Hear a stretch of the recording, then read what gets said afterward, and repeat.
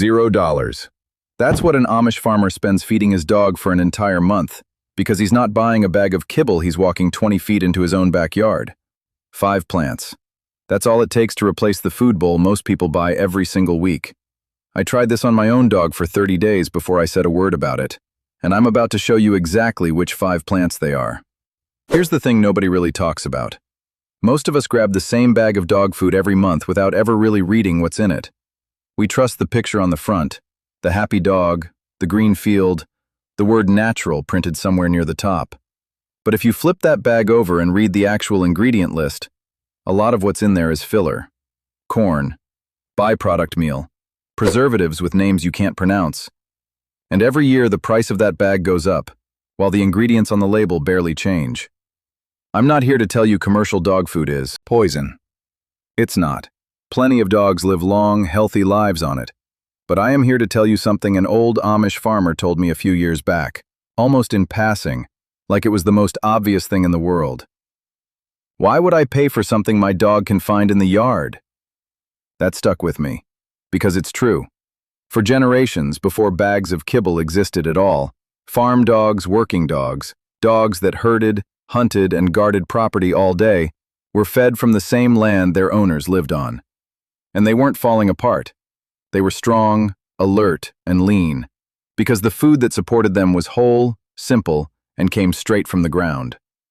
Think about how recent the bagged food industry actually is. It's barely 100 years old. Before that, every dog on every farm, in every country, ate some version of what the household ate, mixed with whatever grew nearby. That wasn't a hardship. It was just how things were done, and it worked well enough that dogs stayed working animals well into old age. Somewhere along the way, convenience took over, and a lot of that older knowledge got quietly set aside, not because it stopped working, but because a bag on a shelf was easier to grab on a Tuesday afternoon. That's the knowledge I want to hand you today. Not a replacement for good nutrition. A supplement 5 plants, most of which cost nothing, that Amish families have used for generations to round out a dog's diet, support digestion, and add nutrients that a lot of commercial food quietly leaves out. And I want to be honest about why I'm bringing this up now instead of treating it like some kind of curiosity for later. Every week that goes by is another week of paying full price for a bag that's mostly filler, and another week your dog goes without nutrients that are sitting 20 feet from your back door. This isn't a someday project. It's something you can start before this week is over, and once you see how simple it is, you'll wonder why nobody handed you this information years ago. Let me show you what we're working with, because none of this requires a special trip anywhere. The first is dandelion. Yes, the weed most people spend money trying to kill in their lawn. Both the leaves and the root are usable. The leaves are packed with vitamins A, C, and K, along with potassium, genuinely more potassium than a banana, ounce for ounce. The root has traditionally been used to gently support liver function and digestion. An Amish farmer isn't paying a cent for this. It's already growing at the edge of the garden. The second is plantain leaf, and I want to be very clear, this is not the banana-like fruit called plantain. This is the low, broad-leafed weed that grows in yards, along driveways, in the cracks of sidewalks. It's one of the most overlooked plants in the world. It has a long history of being used topically for skin irritation, and, when eaten in small amounts, for supporting digestion. It's everywhere. You've probably walked past 100 plantain plants this week without noticing a single one. The third is parsley. This one you can buy for about $1.50 at any supermarket, fresh, in the produce section, and it's also incredibly easy to grow yourself.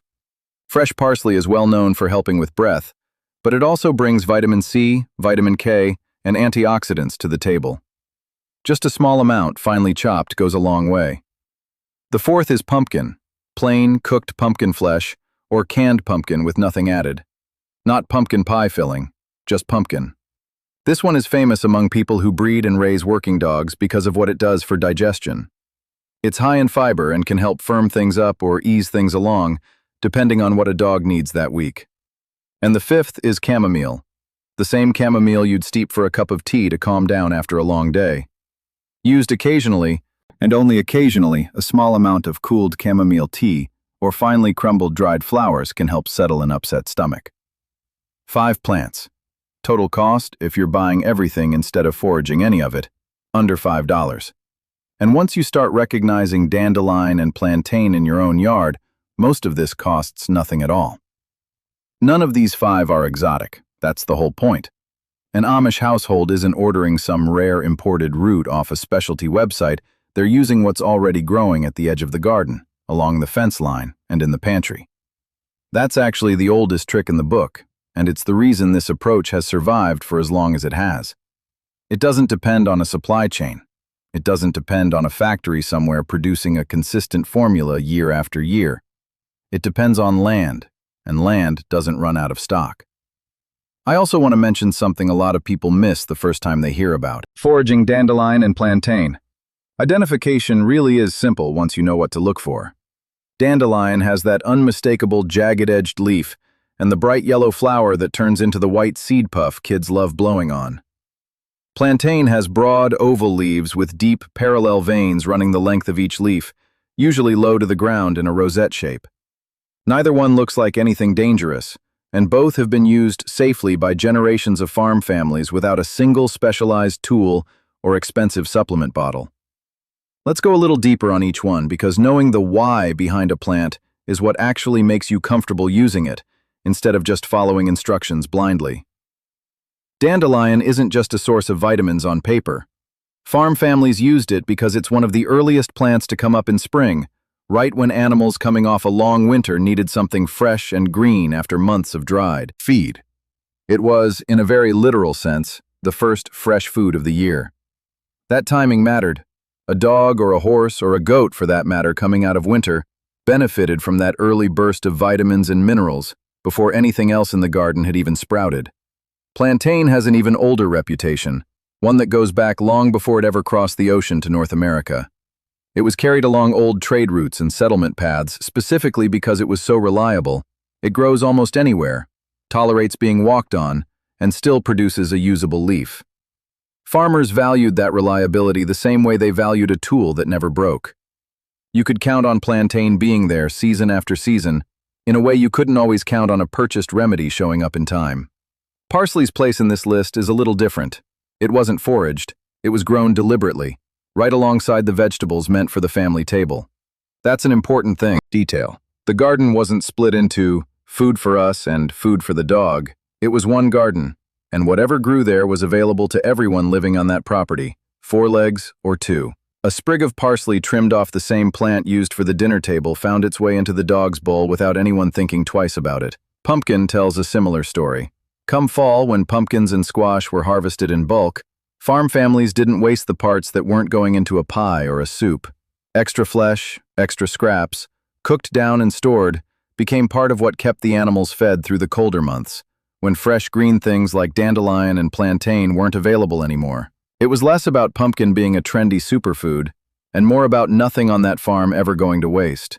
And chamomile occupied its own particular role, not a daily staple like the others, but something closer to a household remedy, kept dried in a jar in the kitchen for the same reason a family might keep it on hand for their own upset stomachs.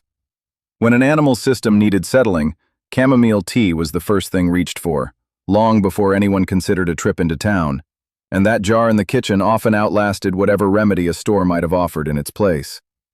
Here's how an Amish household would actually put this together, and how you can do the same thing today. Start with the dandelion.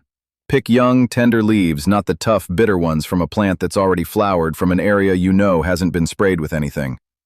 Rinse them well. Chop them finely, almost like you're making a garnish. A teaspoon of finely chopped leaf mixed into a normal meal is plenty for a small dog, and up to a tablespoon for a larger dog. If you're using the root, it typically needs to be dried and either steeped as a mild tea or ground into a powder. This is the part where, if you're not confident foraging and processing the root yourself, a small jar of dried dandelion root from a health store does the same job. Next, the plantain leaf. Same idea, young leaves, rinsed thoroughly, chopped small.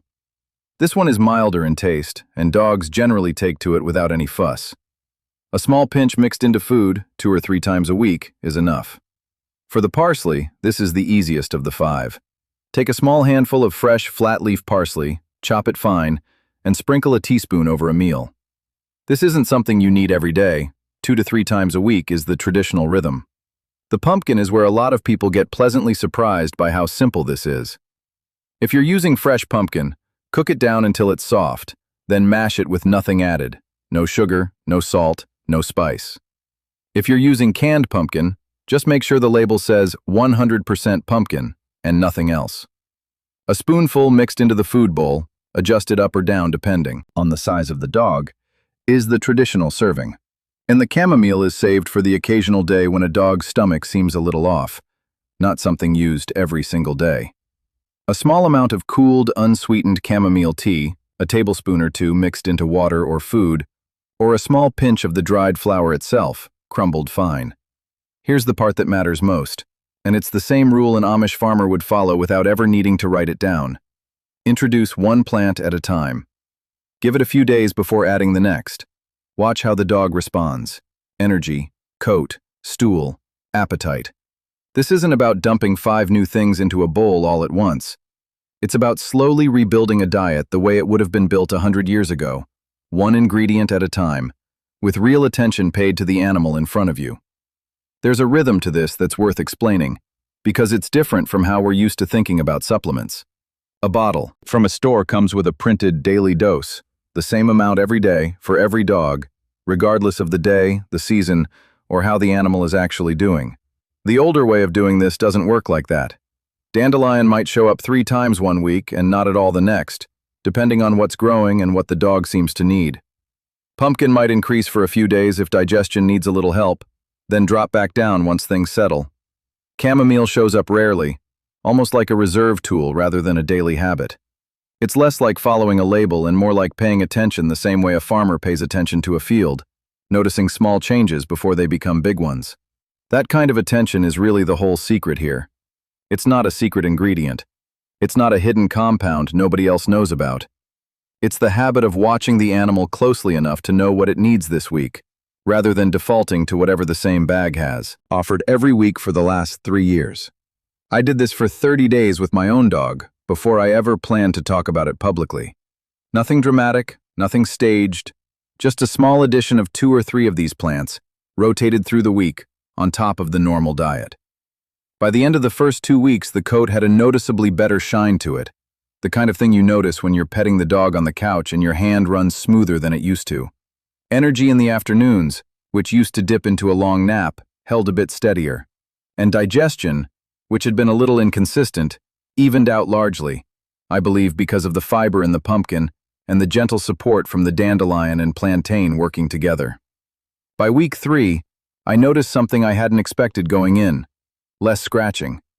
I hadn't set out to test for that specifically, but a coat that's getting better internal support tends to need less itching relief from the outside, and that lined up with what I was seeing day to day. By week 4, feeding time had become something I actually looked forward to a little more, because I was watching for how the dog reacted to each new addition, instead of just pouring the same scoop out of the same bag on autopilot. I want to be careful here not to oversell this. I didn't run a lab test. I didn't have blood work done before and after. What I have is 30 days of paying closer attention to one dog than I had in a long time, and noticing real, visible changes that lined up with what the historical use of these plants would predict. That's not scientific proof, but it's also not nothing, and it's exactly the kind of evidence that convinced farm families to keep doing this for generations before anyone needed a study to back it up. I'm not a veterinarian, and I want to be honest with you about that. This isn't a replacement for proper veterinary care, and if your dog has an ongoing health care condition, you talk to your vet before changing anything about their diet. That's just good sense. And any responsible Amish farmer would tell you the same thing if you asked them directly. What this is a supplement, a way of returning to something simpler, and giving a dog access to nutrients that a lot of modern diets have quietly left behind in the name of convenience and shelf life. I keep coming back to this thought while I put this together, so let me just say it plainly. This isn't really about dandelion or plantain or a can of pumpkin. It's about the fact that somewhere in the last few generations, a whole body of everyday knowledge stopped getting passed down. Grandparents who knew exactly which plants helped an upset stomach, which ones supported a dull coat, which ones were safe and which ones weren't. That knowledge used to move from one generation to the next around a kitchen table, not through a label on a bag. Amish communities held on to that thread a little longer than the rest of us, partly because their whole way of life depends on staying close to the land rather than depending on what a store 4 towns over decides to stock. That's not romanticism. It's just a different relationship with the ground under their feet, one where the yard isn't just something to mow, it's something to actually know. I don't think most of us need to go back to living exactly like that, but I do think there's something worth reclaiming here. A little bit of that attention, that willingness to look at the weeds along the fence and ask what they're actually good for, instead of just reaching for a spray bottle. That's really what this whole video is about. 5 plants is just where it starts. And once you start looking at your own yard this way, you'll never quite see a dandelion the same way again. For small dogs, everything here scales down. Think a 1/4 to a 1/2 teaspoon per plant. Per serving, rather, than a full teaspoon or tablespoon. Small dogs are more sensitive to sudden changes, so go slower than you think you need to. For large working dogs, the kind an Amish farm would actually keep around for herding or guarding portions, scale up, and pumpkin especially can be increased, since fiber needs tend to be higher in larger, more active dogs. If you don't have a yard to forage dandelion or plantain from, or you're not confident identifying them safely, both are sold dried, in small jars, at most health food stores or online. And that's a perfectly good substitute for foraging. And if you're in an apartment with no outdoor access at all, parsley is the easiest of the 5 to grow on a windowsill in a small pot. And pumpkin and chamomile are both shelf-stable pantry items you can keep on hand year-round.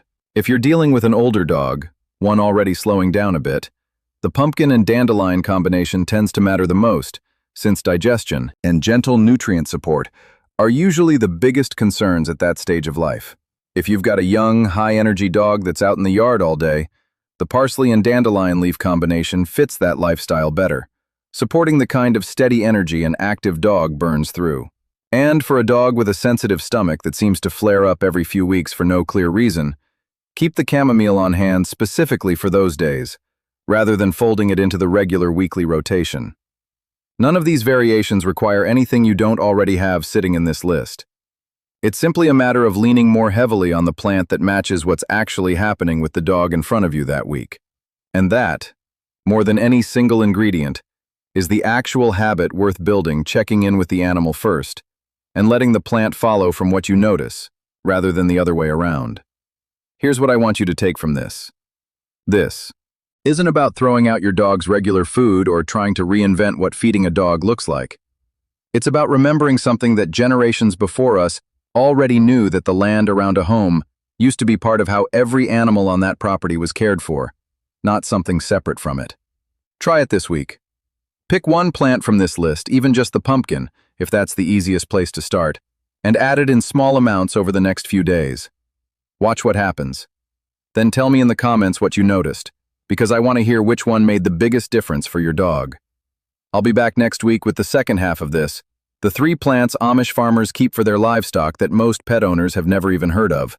Until then, go take a walk around your own yard and see how many of today's 5 you can spot without spending a single dollar. And if you try just one thing from this video, let it be this. The next time you're about to toss a dandelion out of your garden bed, stop for a second and look at it differently. It's not a weed you're losing a battle against. It's the same plant that fed farm dogs for longer than any bag of kibble has existed, sitting right there, free, waiting for you to notice it.